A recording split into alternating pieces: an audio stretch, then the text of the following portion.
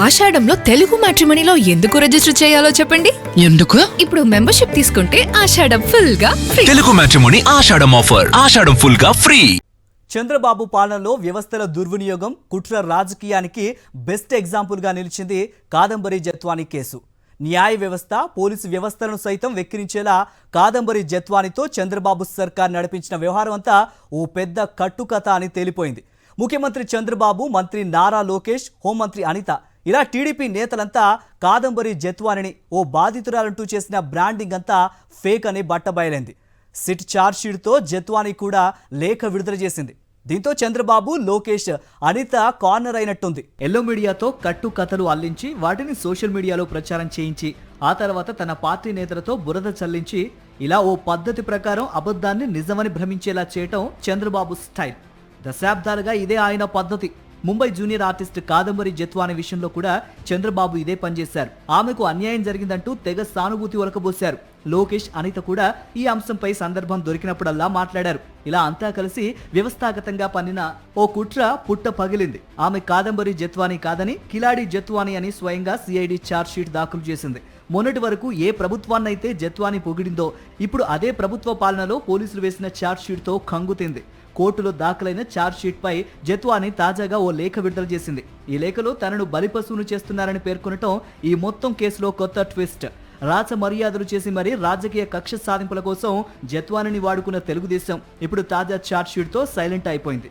కాదంబరి జత్వానీ ఓ blackmailer అని SIT charge sheet తేల్చింది. దీంతో ఎప్పట్లానే తమకు ఎంతో అలవాటైన యూటర్న్ తీసుకోవడం మొదలుపెట్టింది తెలుగుదేశం పార్టీ.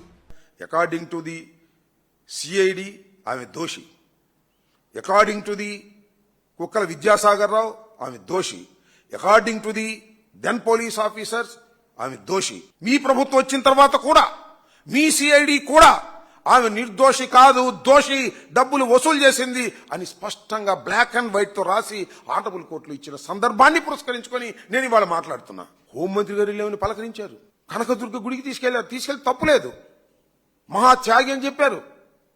మళ్ళా మహిళా సంఘాలు వచ్చినాయి. దోషిగా మీ ప్రభుత్వమే, మీ సిఐడినే చెప్పినటువంటి అంశాలను పక్కన పెట్టేసి వాళ్ళ ఆ రోజున మీరు ఎంత నాటకం ఆడారు, ఎంత బరి తెగించారు అనేది ఇక్కడ మనం ఆలోచించవలసినటువంటి అంశం అని సందర్భంగా నేను మనవి చేస్తున్నా.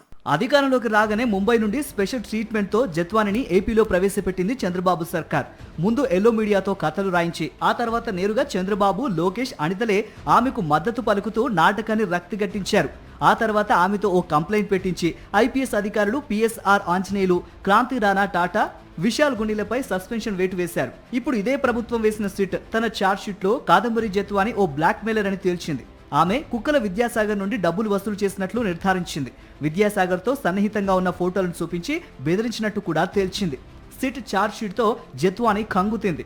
చంద్రబాబు ప్రభుత్వం తనకు ఇన్నాళ్ళు ఓ మాట చెప్పి ఇప్పుడు మాట మార్చిందని గ్రహించింది. నన్ను బలిపశువును చేస్తున్నారంటూ ఓ లేఖ విడుదల చేసింది జత్వానీ.